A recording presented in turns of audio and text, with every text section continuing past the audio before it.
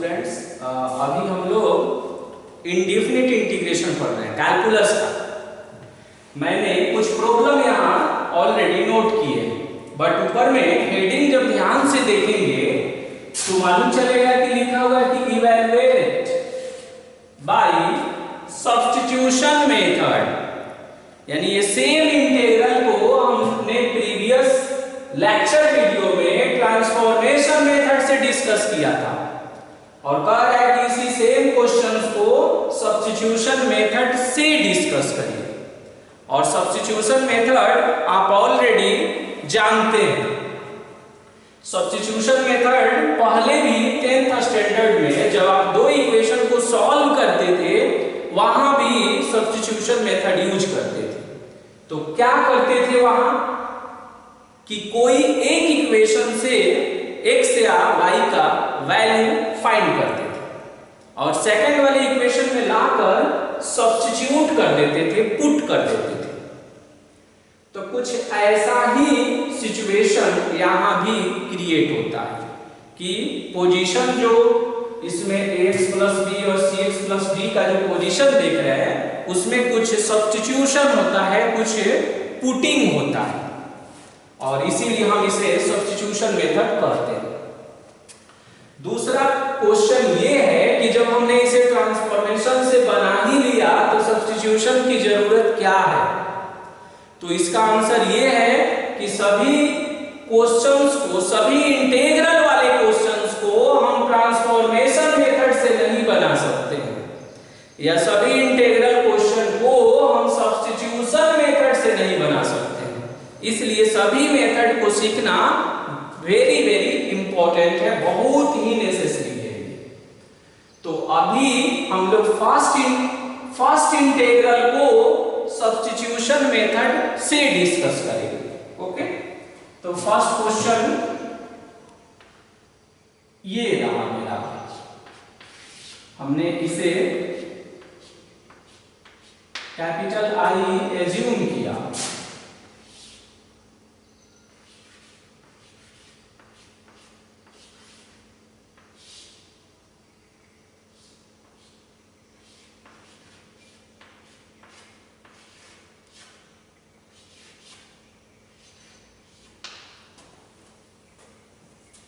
ax plus b और upon में है under root cx plus d। यहां कुछ हम सब्स्टिट्यूशन कर रहे हैं और सब्स्टिट्यूशन में देखिए क्या कर रहे हैं। लेट cx प्लस b को कुछ हम एज्यूम करते हैं, कुछ भी अपने से कोई भी एक सिंबल आप एज्यूम कर सकते हैं। अगर मान लीजिए हमने इसे z मान लिया, cx प्लस b को z मान लिया।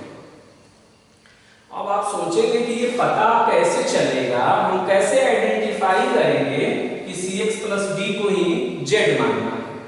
तो इसके लिए कोई प्रॉपर मेथड नहीं है जो मैं आपको सिखा दूं तो हर जगह सब्स्टिट्यूट कर पाएंगे। ये एक इंट्यूशन है, आपको बार बार इसे प्रैक्टिस करेंगे ना तो आपको ये फील होगा कि cx प्लस b को ही z क्यों माना गया। ऐसे हम भी बताएंगे कि cx प्लस d को ही z क्यों माना गया, ax प्लस b को z क्यों नहीं माना गया। ओके, बट अभी पहले हम लोग क्वेश्चन कर ले तब उसका डिस्कस करेंगे। cx प्लस d को हमने क्या मान लिया, z मान लिया। अब हम क्या करेंगे कि उसके बाद इसे हम डिफरेंशिएट करते हैं x के रिस्पेक्ट में। तो x के रिस्पेक्ट में डिफरेंशिएट करेंगे तो कितना होगा, c इंटू 1 होगा, d कांस्टेंट है तो dc 0 होगा और ये होगा dz अपॉन dx होगा। तो यहां से dx का वैल्यू निकालेंगे। तो dx का जब हम वैल्यू निकालेंगे तो ये होगा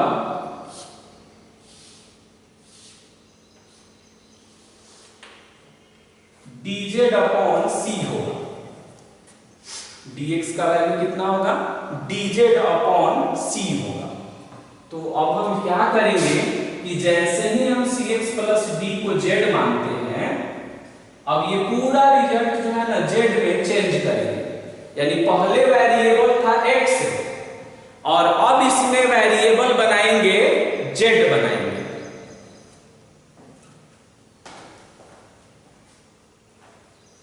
पूरे रिजल्ट को हम z के फैमिली में चेंज कर देंगे, पूरे रिजल्ट। अब इसमें x दिखेगा ही नहीं, या अगर हम इसे t माने रहते तो इस पूरे रिजल्ट को हम t में टर्न करते। अब आपको ये देखना होगा, अब मिशन क्या है मेरा कि x जो वेरिएबल है वो z में ट्रांसफॉर्म होने जा रहा है। तो ट्रांसफॉर्म होगा तो देखिए अब कैसे ट्रांसफॉर्म होता है। ये ax प्लस b है, वहां ax प्लस b। तो अब एक और चीज इसमें ध्यान रखना है कि cx प्लस d को जो हम z माने हैं ना, तो इसके हेल्प से मुझे x का वैल्यू चाहिए। तो बताइए x का वैल्यू कितना हो जाएगा, z माइनस d और अपॉन में कितना हो जाएगा c। अब वही x की वैल्यू जो है पुटिंग कहां कहां करने वाले हैं, तो देखिए एक पुटिंग यहां करेंगे और एक पुटिंग यहां करेंगे, और इस पूरे रिजल्ट को तो z हमने एज्यूम ही कर लिया। तो पुट करेंगे, पुट करने के बाद कितना होगा, तो a हो गया और x का वैल्यू z माइनस d और अपॉन में c प्लस में b upon under root z, और dx का वैल्यू हो गया dz अपॉन c।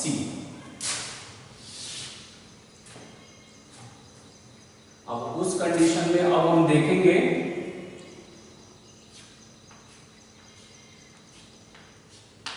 कि अब आपका इंटीग्रल कितना होगा।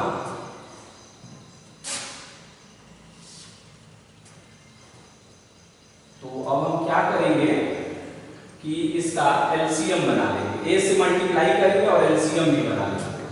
तो ये हो जाएगा az minus ad, az minus ad और प्लस में हो जाएगा bc,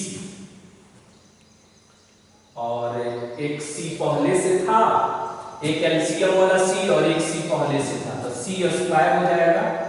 तो अंडर रूट z और ये हो जाएगा dz अपॉन c स्क्वायर।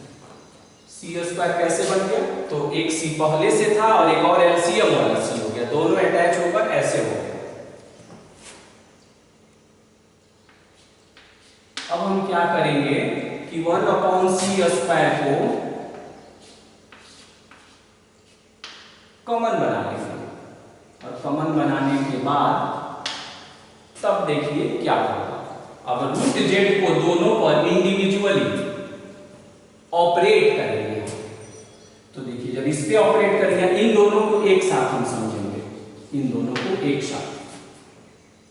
तो ऐसे लिख सकते हैं क्या, az upon root z dz plus ये कितना है bc माइनस ad। इसे रीअरेंज करें तो ऐसे भी लिख सकते हैं bc minus ad upon root में z। ऐसे हो रहा है, और ये है आपका dz। ओके, ऐसे कर दिया हमने। अब इसमें जो कांस्टेंट है उसे बाहर कर दो, तो 1 अपॉन c स्क्वायर हुआ, z को छोड़कर बाकी सब कांस्टेंट है, a आउटसाइड में आएगा, और इसे डिवाइड करेंगे तो ये आएगा रूट में z dz हो जाएगा।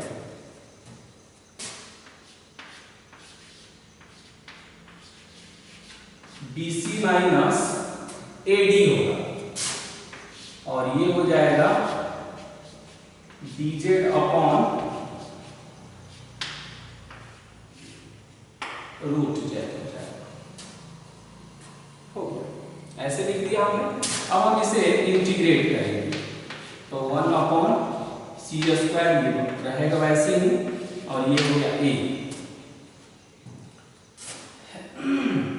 तो अब रूट जेड है, तो रूट का मीनिंग हुआ पावर 1/2, तो पावर में एक ऐड करिए और 2 से एक ऐड करिए और उसी से डिवाइड कर दीजिए, तो 3/2 हो गया, plus BC minus AD root Z.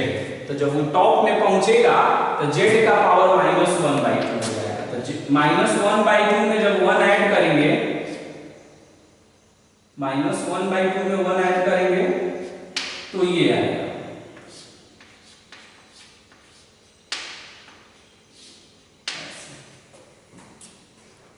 Okay, अब हम क्या करेंगे, 2 भी कॉमन बन रहा है, तो 2 अपॉन सी स्क्वायर, ए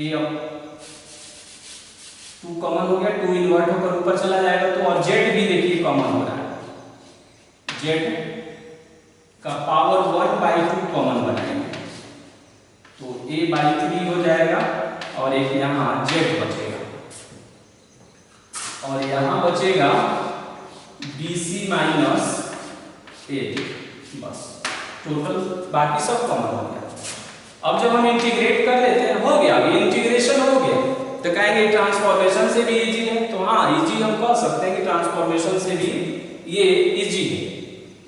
अब क्या करेंगे कि हम अपने बेनिफिट के लिए इसको d एज्यूम किए थे, cx प्लस d को d सॉरी z एज्यूम किए थे, अब हम z का ओरिजिनल वैल्यू यहाँ पुट कर देंगे, तो देखिए 2 अपॉन सी स्क्वायर, और z का पावर 1/2 का मतलब क्या हुआ, रूट हुआ, तो रूट में हो जाएगा cx प्लस d, यहाँ हो जाएगा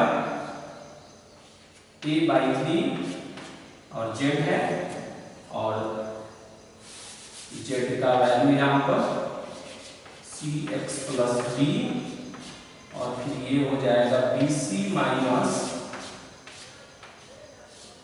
AD हो जाएगा, और ये इस तरह से कंप्लीट हो गया, a/3 cx plus d plus BC minus AD, और इस तरह से ये फाइनली कंप्लीट हो गया। तो फर्स्ट वाले क्वेश्चन को हमने कर दिया। प्रीवियस में भी मैंने बोला था कि जब इसका इंटीग्रल आप फाइंड कर लेते हैं तो इसे आप फॉर्मूला की तरह लर्न कर लीजिए, क्योंकि सेकंड वाले को हम चाहें तो उस फॉर्मूले से कर सकते हैं। क्वेश्चन नंबर 2 को हम 2 मेथड से, एक मैनुअली और एक अगर हमको ऑब्जेक्टिव टाइप क्वेश्चन है और 10 सेकंड में उसको करना है तब कैसे कर सकते हैं, दोनों को ही देखते हैं हम लोग। सेकंड नंबर जो क्वेश्चन लिखा हुआ है उसे हम अरेंज कर रहे हैं, -3x प्लस 2 और अंडर रूट 3x प्लस 1 और dx। अब बताइए यहां से a का वैल्यू कितना होगा, तो a का वैल्यू हो गया -3, b का वैल्यू हो गया 2, c का वैल्यू हो गया 3, और d का हो गया 1। तो a b c d सभी का वैल्यू हमने फाइंड कर लिया। अब इसमें पुट करेंगे, तो पुट करेंगे तो बताइए फाइनल आंसर क्या होगा, 2 अपॉन सी स्क्वायर, c तो c का वैल्यू है 3 का square, under root cx plus d यानी 3x प्लस 1,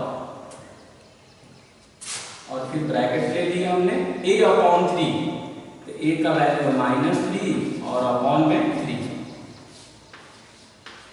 फिर cx प्लस d हो गया प्लस bc माइनस ad, तो bc और माइनस में ad,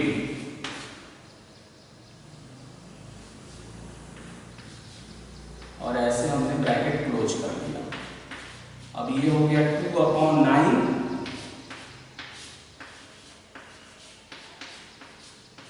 √3x + 1 और ये कैंसिल हो जाएगा, माइनस से मल्टीप्लाई करेंगे तो -3x - 1 हो गया और ये हो जाएगा प्लस में 9,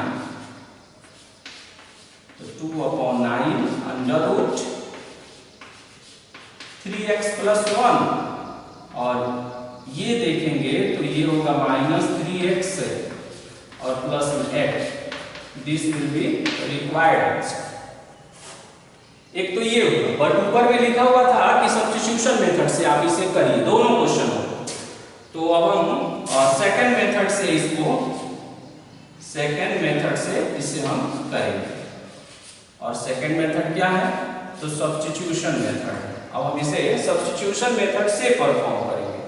तो सब्स्टिट्यूशन मेथड में क्या है, फिर यहाँ पर मैंने लिख दिया कि capital I is equal to कितना है, इसको अरेंज किया था मैंने, 3x + 2 था और अपॉन में √3x + 1 है और यहाँ dx। तो एज्यूम हम कैसे करते हैं कि लेट 3x + 1 को z मान लेते हैं, इसे डिफरेंशिएट करेंगे तो कितना होगा, 3x का dc1 और ये 0 हो गया और इधर हो जाएगा dz/dx। We have to find the value of dx, then it comes dz/3, dx का वैल्यू हो गया dz/3। दूसरी बात थी जिसे हम एज्यूम करते हैं, उससे x का वैल्यू भी हम कैलकुलेट करते हैं। तो बताइए यहाँ से x का वैल्यू कितना होगा, तो z - 1 और अपॉन में कितना हो गया, 3।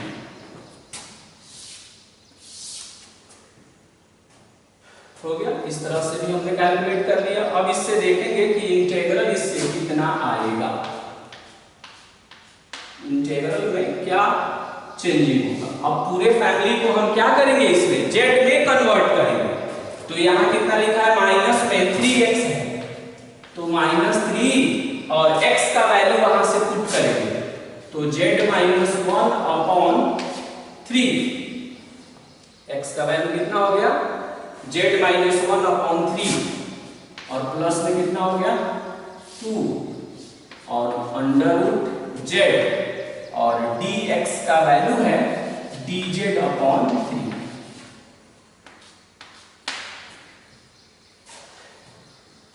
अब इसे सिंप्लीफाई करें तो सिंप्लीफाई करने में देखेंगे कि यहां से 3 को 3 से कैंसिल कर देंगे तो माइनस में z प्लस में 1 और प्लस में 2 हो जाएगा, √z हो जाएगा और ये हो गया dz/3। 1/3 कांस्टेंट है बाहर, ये हो जाएगा माइनस में z प्लस 3 और रूट में z dz।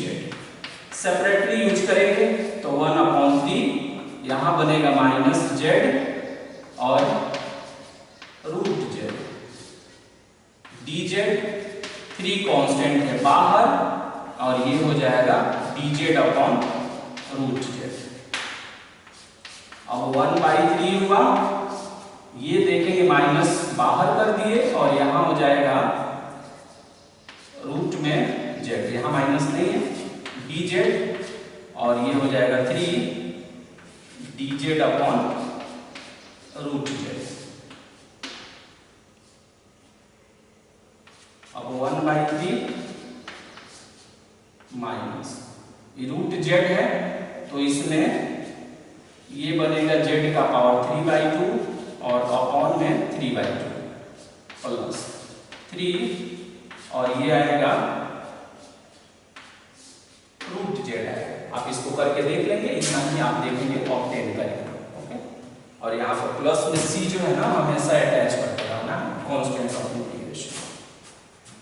अब ये 2 इन्वर्ट होकर ऊपर में चला जाएगा और 2 कॉमन भी हो जाएगा तो फाइनली कितना बनेगा 2/3 और भी कुछ कॉमन होगा 2/3 और यहाँ z भी कॉमन होगा तो क्या होगा यहाँ पर माइनस में z/3 होगा और प्लस में हो जाएगा 2 तो कॉमन कर लिए तो यहाँ हो जाएगा 3 और यहाँ हमने कॉमन किसका बनाया है, कॉमन बनाया है हमने √z का।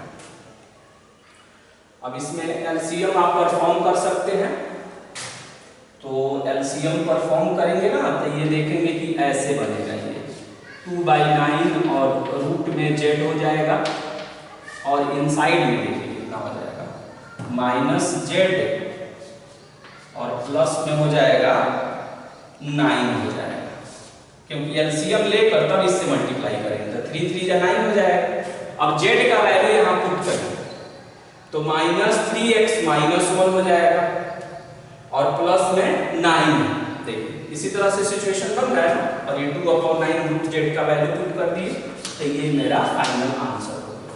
ओके, तो शॉर्टकट मेथड से हमने किया तो वही रिजल्ट ऑब्टेन किया, सब्स्टिट्यूशन मेथड से किया तो वही हमने ऑब्टेन किया। अब फाइनली इससे मेरा ऑब्जेक्टिव क्या था, इससे हमने क्या सीखा? पहली बात हमने ये लर्न किया कि सेम इंटीग्रल को हम डिफरेंट मेथड से कर सकते हैं। डिफरेंट मेथड से करने पर आंसर भी वैरी करता है, आंसर वैरी कर भी सकता है, नहीं भी कर सकता है। और सब्स्टिट्यूशन मेथड भी एक बहुत ही पावरफुल टूल्स है इंटीग्रेट करने का। जब भी हम फंक्शन को इंटीग्रेट करते हैं तो उस कंडीशन में सब्स्टिट्यूशन भी एक विकल्प है मेरे पास।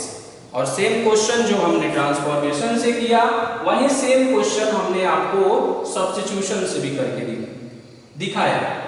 अब आपको ध्यान रखना है कि एग्री क्वेश्चन में कई बार मेथड मेंशन रहता है कि evaluate by substitution, evaluate by transformation, और अगर मेथड मेंशन नहीं है तो आप किसी भी मेथड से उसे इंटीग्रेट कर सकते हैं। ओके।